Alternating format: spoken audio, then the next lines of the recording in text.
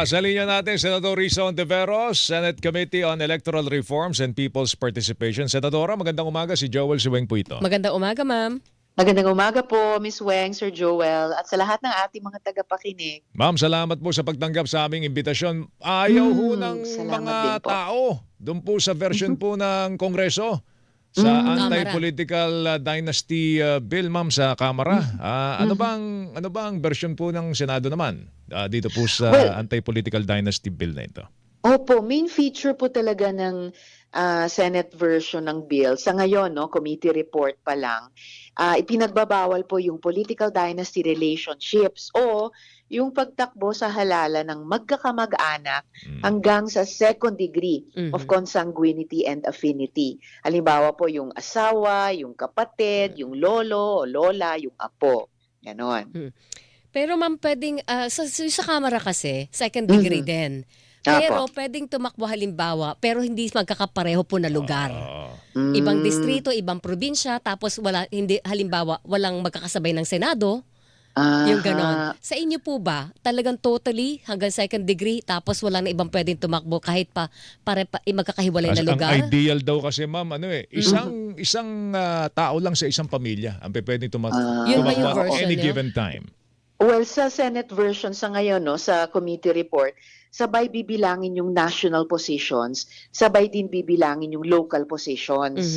Ibig sabihin may ban on the second degree sa tatakbo sa national positions or magsisilbi doon, may ban hanggang second degree sa local positions, sa pagtakbo or pagsilbi doon. So halimbawa, kasama din sa ban yung spouses o kahit o asawa, kasama doon yung partners without the benefit of marriage o persons who cohabit, declare o present themselves as a couple without marriage. Ilan pa po sa prohibition sa ilalim ng bill ng Senate Committee Report, yun na nga po, national elective positions, ibig sabihin, bawal ang magkamag-anak na may overlapping o simultaneous terms. Doon naman po sa local elective positions, bawal naman yung magkamag-anak na may simultaneous terms sa parehong legislative district o city o probinsya o munisipyo. At kasama po sa prohibition ang party list representatives. So bawal ang magkamag-anak na may simultaneous o overlapping term sa party lists o national o local elective positions. Hindi na pwede yung nangyayari ngayon na may congressman sa pamilya, may party list representative. So kahit hiwalay Or ang hindi na kanilang... pwede yung may nasa national position, merong ding sa party list. Oo. Yan Pero daw tinatawag na bundat dynasty. Totoo yan. Hindi na raw May siya, tinatawag hindi na raw kasi, siya Sir fat Joel, na dynasty. hindi lang fat dynasty o thin dynasty. Meron na daw obese dynasty. Obese, yan na po yun. Hindi na rin pwede, ma'am, yung halimbawa, may senador, tapos may congressman sila. Or may senador sila, tapos may... Interesting point yan, Miss Weng. Kasi sa Senate Committee Report, binibilang ang representative o congressperson na local position. Sa pagkabalita ko, sa House version, ang representante ay national position din. So, isa po yun sa pagdedebatihan namin pagdating sa bicameral conference committee meeting. Pero considered naman, base sa mga batas natin at lahat ng diskurso, local ang congressman, di ba, ma'am? Well, yun din, Miss Weng, ang understanding ko kasi ang representante ay binoboto ng kanyang mga constituents sa distrito, hindi sa Maliban buong sa party list. Pilipinas. Maliban sa party list. Yung party list iba, no? Binoboto nationally. Tapos may mga nagsasabi nga na sa konstitusyon, ang House of Representatives ay isang pambansang institusyon. Tama nga. So, kaya yun yung magiging isang, palagay ko, matinding debate namin dahil ang district representatives na para sa Senate Committee Report ay local officials pero bahagi ng isang national institution. So, yun. Okay. Ma'am, dyan sa bill ninyo, bawal na po ang magkapatid na senador? Opo. Bawal na, okay. Ang tanong ko po sa inyo, ma'am, kamusta po ang reception po dyan? Nung po sa inyong bill. Opo, sa simula pa lang kasi 8 sa amin.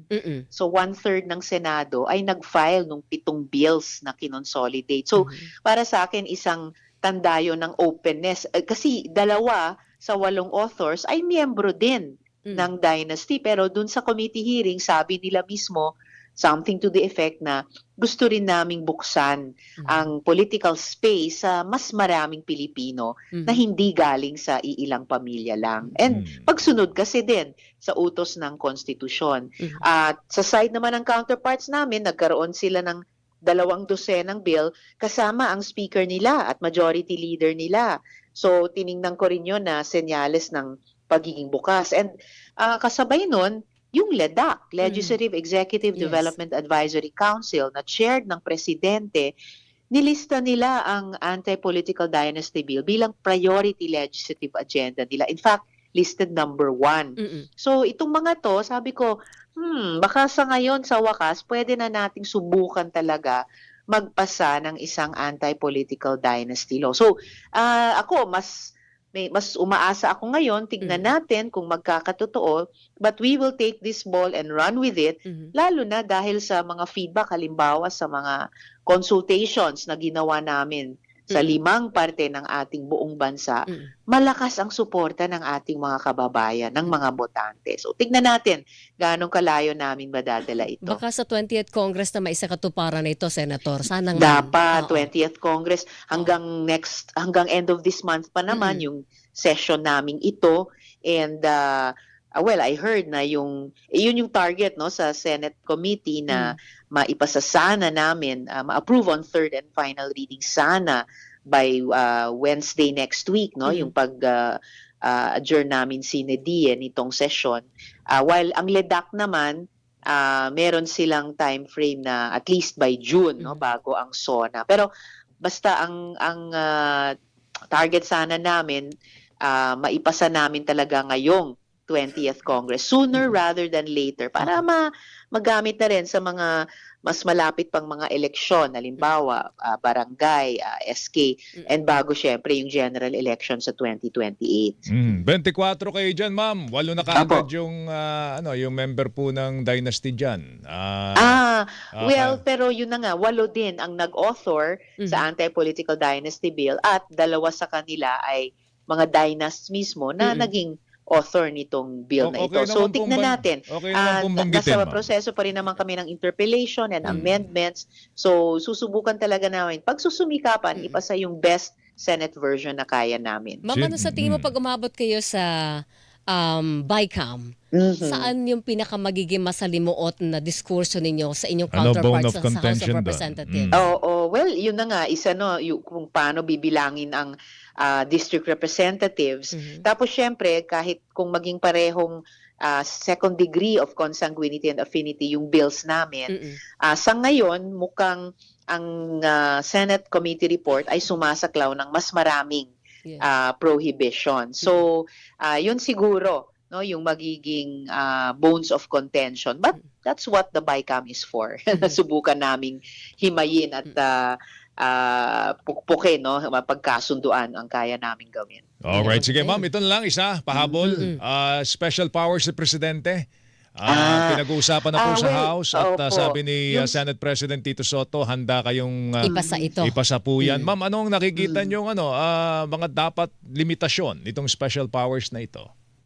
Well, ang special powers naman, ibig sabihin, as you said, limitado sa mga partikular na gawain. Siyempre, may limited time frame din.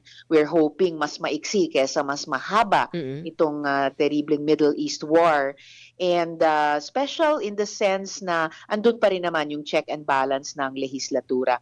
I think isa sa mga mahalagang pofokusan talaga ng special powers na yan, kung sakali ay yung usapin nga ng pagsuspinde ng mga tax. So yung akin namang pong talagang pinag-aaralan ay yung posibleng pag-suspend ng value-added tax, yung VAT. Kasi yan ang hanggang ngayon pinaka-regressive, pinaka-indirect na tax na disproportionately mas umaapekto, mas tumatama sa mga mahihirap kaysa pa sa ating middle class o lalo na sa mga mayayaman. Mas pabor kayo na VAT ang alisin sa produktong langis o para po sa lahat ng produkto? Pabor po ako na isuspend, kahit isuspend muna habang rumaragasa yung gerang ito, yung VAT. No, dahil yun ay nakapatong sa lahat ng mga produkto at serbisyong binibili at binabayaran na. Alam natin, dahil sumisirit ang presyo ng langis, kasunod na o halos kasabay ang presyo ng mga produkto at serbisyo na ginagamit ang langis sa pag-produce nga o sa pag-operate. Alright. Ma'am, salamat sa oras. Maraming salamat din po. Ingat po kayo.